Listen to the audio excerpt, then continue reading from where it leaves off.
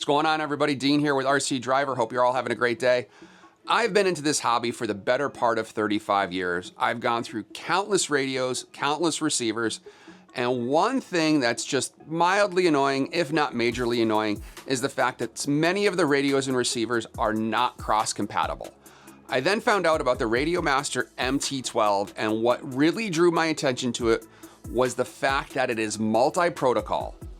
But in order to make that work, you've got to do a whole lot of programming, and that is not my strength.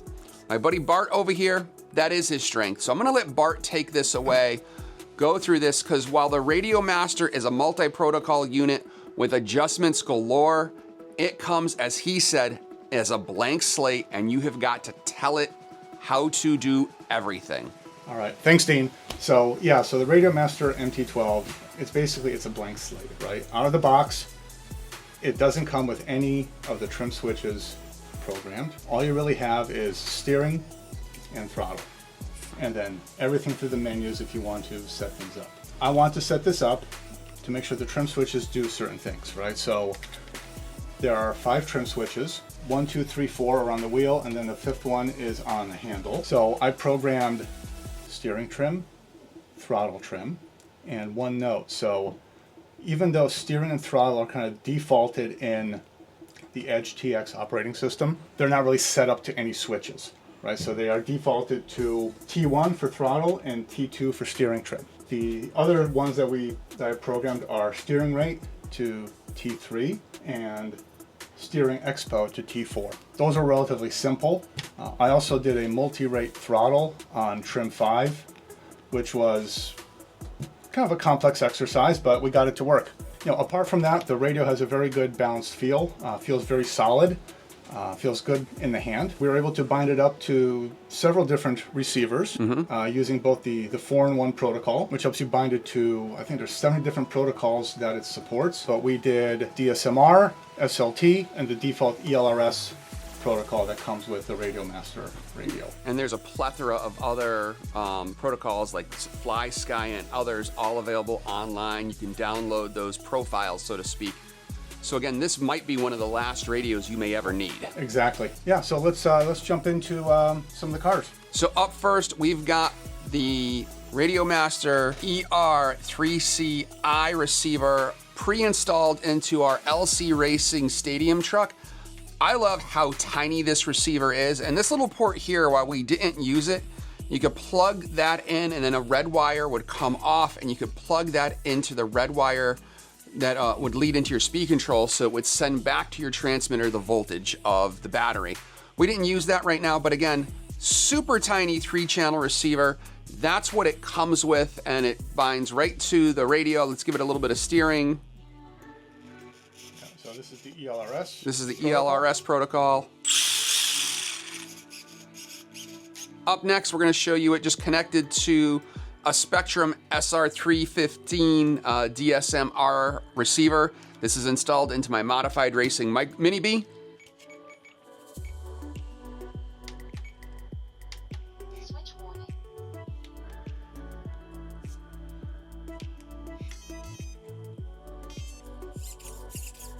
So here we're running DSMR using the 4-in-1 external module. Yeah. And again, that's an SR315 receiver. Yeah, and it bound up really easily. I mean, the bind procedure was super quick. Next, what I'm super excited about, you combine it to a ready-to-run low-C micro B with the SLT protocol. So the car is on. Bart's going to change it over on the transmitter. All right, so we go to DSM Spectrum protocol here, which is SLT. Select that.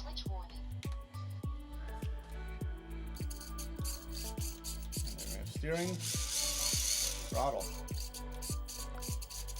So we bound it up to 2 different protocols through the 4-in-1 module, right? The SLT protocol. Yep. And DSMR.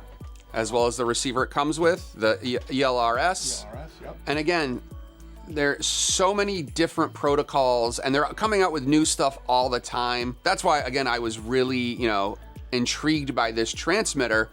And we're gonna see how it performs on the track, what the feel is like with its own receiver in the stadium truck here, and with the SR315 and the Micro B. Billy Norris running in third. 19.508. Bart in fourth now, Flying Hawaiian in fifth. Bart and Flying Hawaiian both on 18. Josh is on an 18. Ding dong. He's down to a 14.5 flat now. Oh, bumps it back up to a 15. Oh, what's going on there? Thanks, Jeff. Gonna have to get him down here practicing during the week.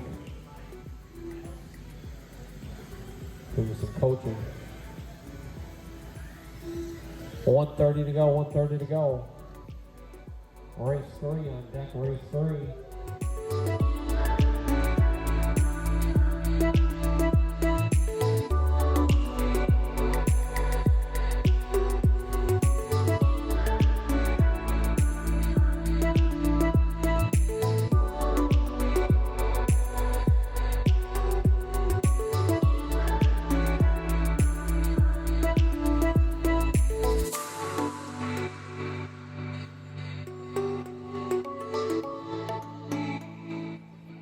All right, everybody, we just ran the RadioMaster MT12 here at RC Madness in 2 different cars. We had it bound to a ready-to-run low-C Micro B with the SLT protocols, and then we ran it using the included ELRS micro receiver and an LC Racing stadium truck. But before we get to our final thoughts, I'm going to hand it back over to Bart to tell you the difference between ELRS and 4-in-1, because the radio unit itself you can buy in 2 versions, ELRS and 4-in-1, and there's also this 4-in-1 module. So we kind of have the best of both worlds where the ELRS is built into the radio, but we added the 4-in-1 module, so we have that multi-protocol setup. So I'm going to hand it over to Bart. He'll tell you a little bit about that, then we'll give you our final thoughts. Sure, thanks, Dean. So, I think one of the really cool things about the 4-in-1 module, right, it supports at least 70 different protocols, which I think is just, it's kind of a game changer for those with trying to manage a lot of RTR radios, right? We had an opportunity to try binding it with several different protocols, right? So bounded to an SLT protocol receiver in the Micro B. Yeah, DSM2, yep. DSM2, DSMR. I also tried binding it to Futaba SFHSS protocol receiver. Didn't have much luck with that, but I was successful using a compatible SFHS receiver made by Corona. And that's all because of the 4-in-1. The 4-in-1, exactly. And you can update the firmware or the software as different protocols come out. So the radio, in a sense, may never be obsolete. Correct. Yeah, so super updatable, super programmable. It's really like a blank slate with all the programmability in it. Even just some of the trim switches that we programmed, that's just scratching the surface of its flexibility. Yeah. We had a couple little glitches, because again, you have to program everything. When I was running this with the LC Racing, I had to adjust the steering trim, and I forgot that we put the steering trim to P2, not P1. Typically, you might want to put it to P1 for channel 1.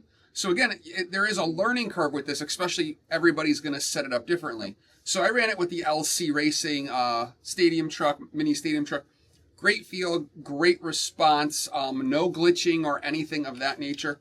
And I really like the weight distribution in your hand. Again, we're running it with 2 18650 lithium ion cells, so it's got a good bottom mass to it. And just a really great feel in the hand and really great control. How did it do with the Micro B? I think it did really good. So I noticed the Micro B felt a lot more responsive and definitely more tunable, right? So especially your endpoints for left and right. Yeah, I mean, endpoint tuning, throttle trim, steering trim, exponential, you can all set that. And some of those capabilities just aren't available on the ready-to-run controller that comes with the Micro B. Yeah. So again, this radio costs about $130. You can get it as the 4-in-1 or the ELRS. And you can add the 4-in-1 module like we did. That's about $60. So again, it's almost like 2 radios in one, and you're at it for under $200. Receivers are very well priced for the ELRS or the 4-in-1. I like the ELRS ones a little better because they're smaller. I think RadioMaster, for their first, real pistol grip surface radio, has done a really solid job delivering a quality product. Totally. So if you got any questions, please drop them in the comments below. We want to thank Jeff from 413RC for being our cameraman for this. And again, drop us a thumbs up. And I want to give Bart a big thank you for helping us out with this. Thanks.